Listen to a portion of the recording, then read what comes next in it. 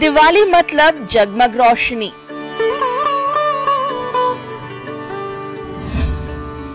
दिवाली मतलब ढेर सारी मिठाइयाँ। दिवाली मतलब अपनों के साथ खुशी बांटना।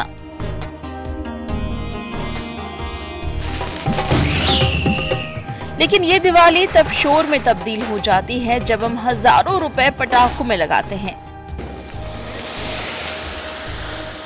पटाखे न सिर्फ शोर बढ़ाते हैं, साथ ही वातावरण को भी बेहद प्रदूषित करते हैं। लेकिन उससे भी ज्यादा ये नुकसान पहुंचाते हैं हमारे अपनों को। पटाखे जलाते हुए की गई जरा सी लापरवाही कई बार जानलेवा तक हो सकती है। अक्सर बच्चे त्योहार की खुशी में पटाखों को लेकर केयरलेस हो जाते हैं। पटाखे पास से जलाना, पटाखे जलाते हुए कोई सावधानी न बरतना, बड़ों का बच्चों के पास न मौजूद होना, कई ऐसी वजह हैं जो त्योहार की खुशी को जख्म के दर्द में तब्दील कर सकती हैं। कई बार तो हम ये भी नहीं समझ पाते कि पटाखों से आंखों, स्किन और हमारे शरीर को कितना नुकसान पहुंच रहा है। पटाखों से निकलने वाला जहरीला धुआं हमारी आंखों के साथ साथ हमारे पूरे श्वसन तंत्र को काफी नुकसान पहुंचाता है। पिछली कई दिवाली की रात के रिकॉर्ड देखें तो पटाखों से जलने के केसेस दिवाली की रात से शुरू होकर अगले दिन तक सामने आते रहते हैं। सरकारी अस्पताल से लेकर निजी क्लिनिक्स तक दिवाली के दिन बर्न केसेस में ही उलझे रहते हैं। ऐसा इसलिए भी होता है क्योंकि हम अपने घरों में ऐसे हादसों के बाद वो फर्स्ट एड ही नहीं अपना पाते जो ऐसे समय में रोगी को देना चाहिए। मसलन जले पर ठंडा पानी डालना, उसे सूती कपड़े से ढकना और कोई ऐसी वैसी दवा उस पर न लगाना। बहरहाल ये कुछ ऐसी सावधानियां हैं जिन्हें अपनाकर आप एक सुरक्षित दिवाली मना सकते हैं। वैसे तो पटाखों के बिना भी खुशियों भरी दिवाली मनाई ही जा सकती है। फिर भी सावधान रहिए, सुरक्षित रहिए।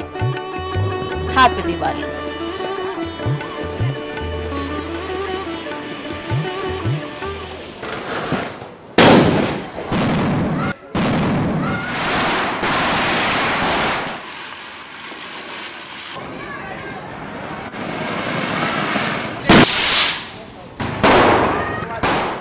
तो शुरुआत करते हैं। सबसे पहले जानना चाहेंगे, समझना चाहेंगे दिवाली के ओकेजन में कौन कौन से बर्न्स होते हैं। देखिए, दिवाली के ओकेजन में जो 80% बर्न्स होते हैं वो उनको हम कहते हैं माइनर बर्न्स। वो छोटी छोटी पटाखों से चोटें लगती हैं जिसमें मुख्यतः हाथ में और चेहरे इन्वॉल्व होते हैं तथा लेकिन साथ में ही 20% बर्न्स होते हैं जिनको हम कहते हैं मेजर बर्न्स। जैसे कोई हादसा हो जाता है, किसी घर में आग लग जाती है लोग एंड वो उन लोगों को बड़ी बड़ी मेजर बर्न इंजरीज होती हैं। जो मेजर बर्न इंजरीज होती हैं वो मुख्यतः मेजर बर्न हॉस्पिटल में या किसी मेजर हॉस्पिटल में ही मैनेज होती हैं।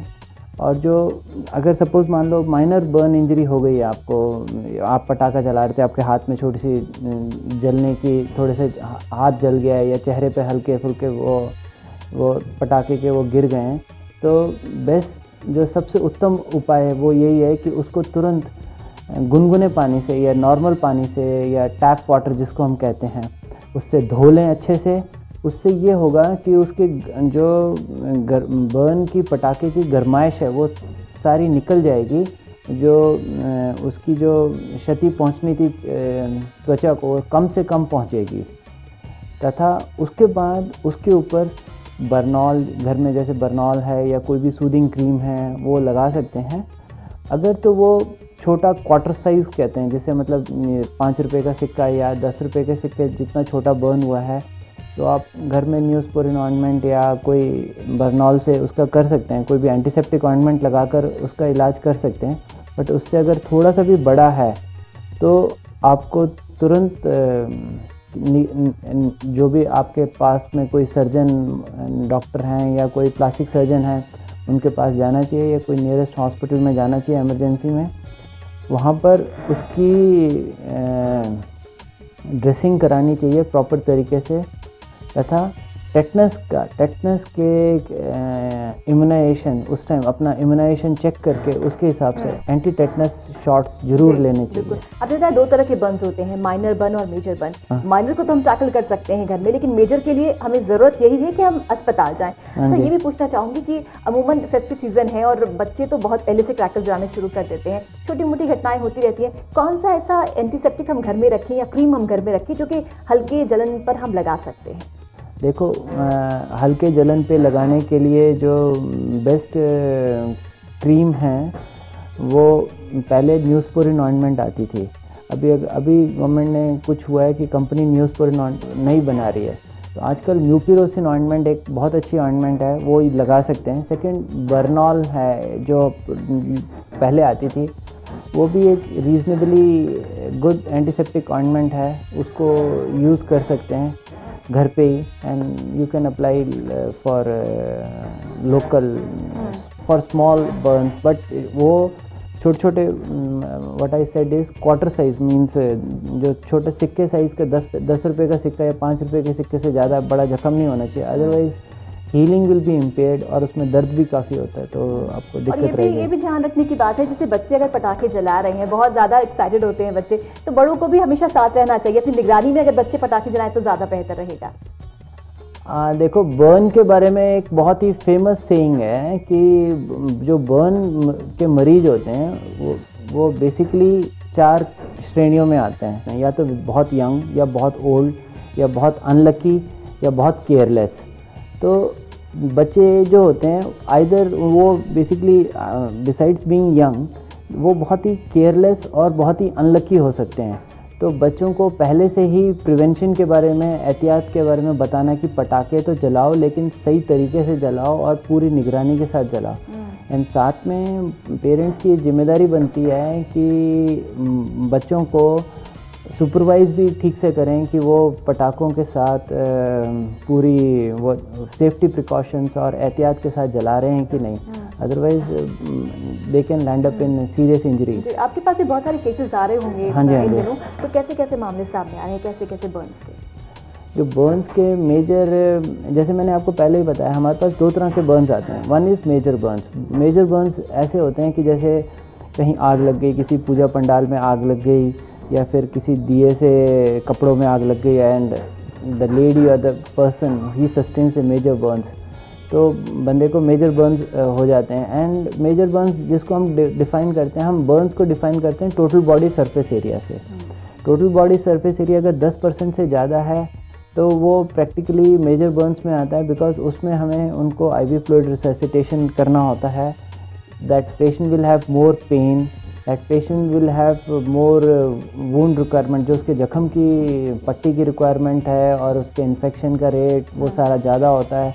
उसमें हमें ज़्यादा ही में रिक्वायर बर्न सर्जरी ऑल्सो, तो हम मोस्टली उनको एडमिट करके फिर उनका इलाज करते हैं।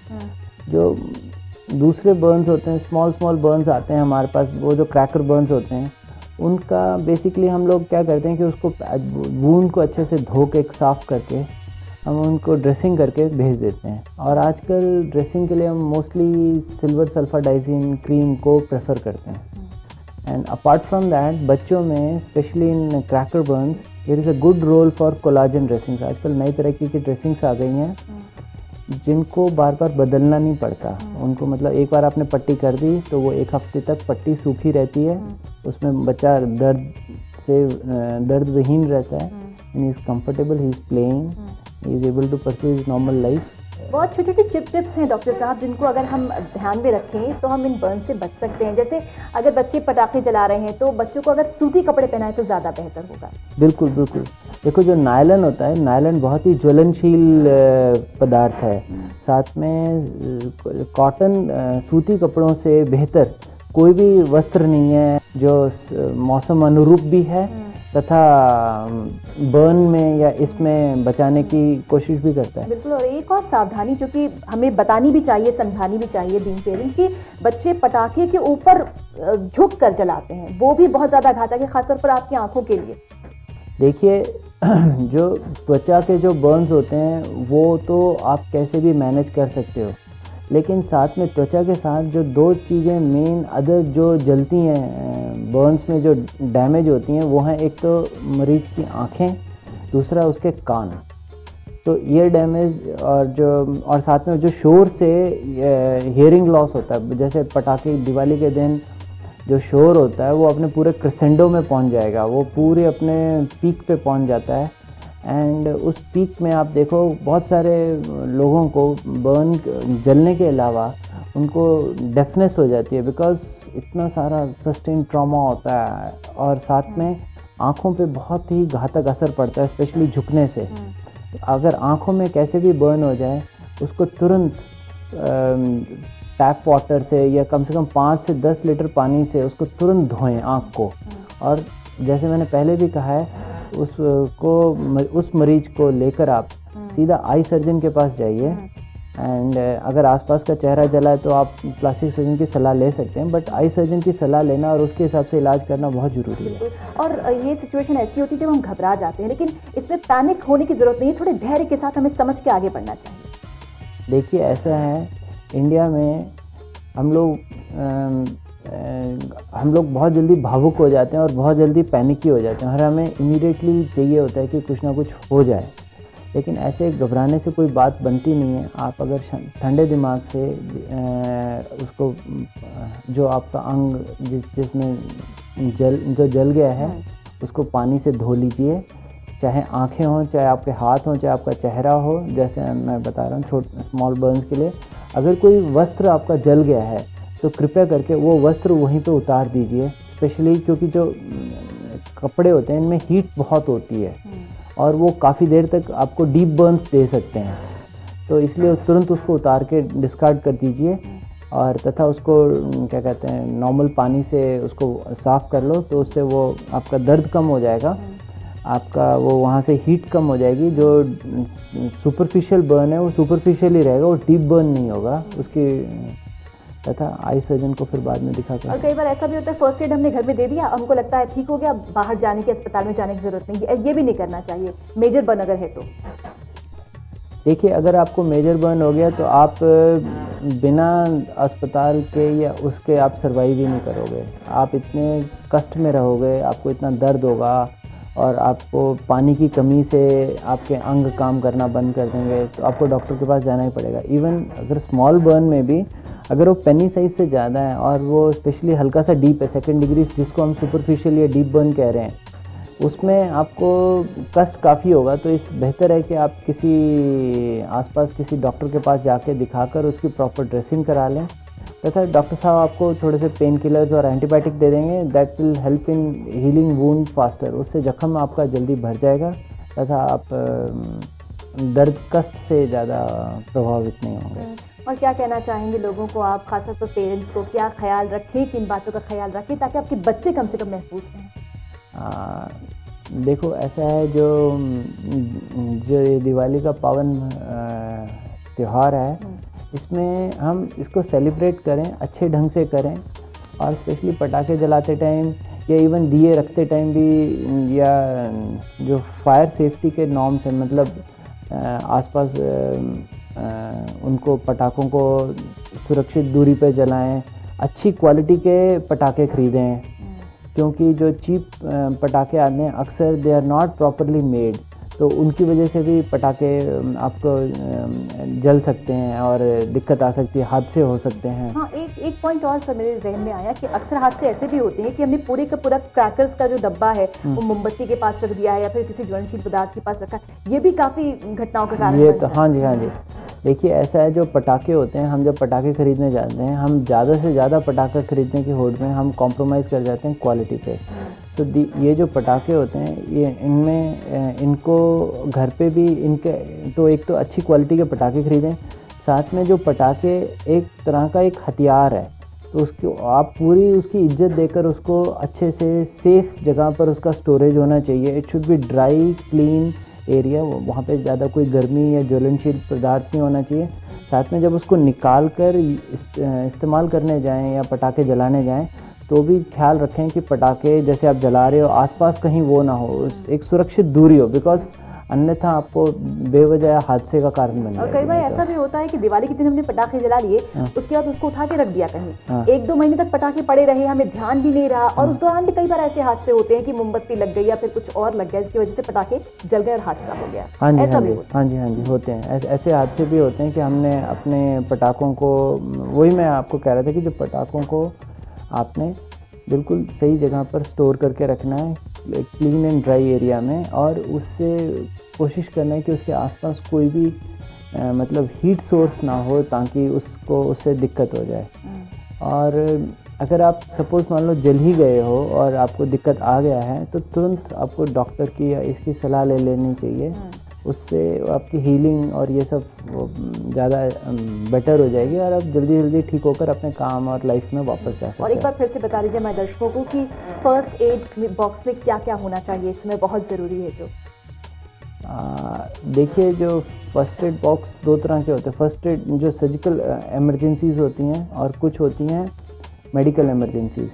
जो सर्जिकल एमरजेंसीज में अगर हम सोचें तो हमारे पास फर्स्ट एड बॉक्स में नॉर्मल सलाइन की एक बॉटल होनी चाहिए, फिर हमारे पास कोई एंटीसेप्टिक होना चाहिए जैसे बीटाडीन, फिर हमारे पास क्लीन कॉटन होनी चाहिए। It may not be sterile but it should B clean cotton. और आजकल स्टेराइल गॉजेस मिलते हैं और बैंडेजेस मिलती हैं, उसमें वो आप अपने पास रख सकते हैं।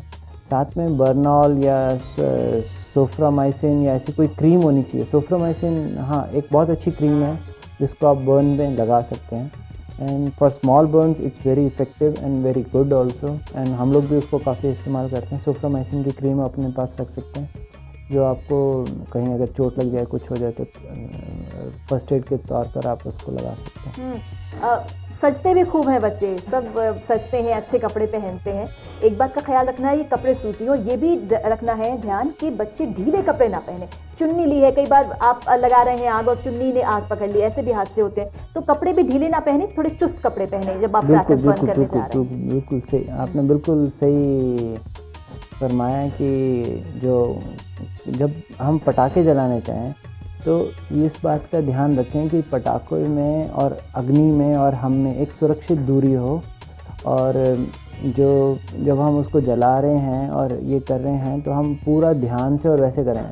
कई बार हम लापरवाही से पटाखे जलाते हैं, इधर उधर देख रहे होते हैं, किसी की चुन्नी गिर गई, किसी का कुर्ते का कोई कोना लग गया या कुर्ता किसी दिए में लग गया और वो पटाखे आगे जला रहे हैं और पीछे से भी आग लग गई।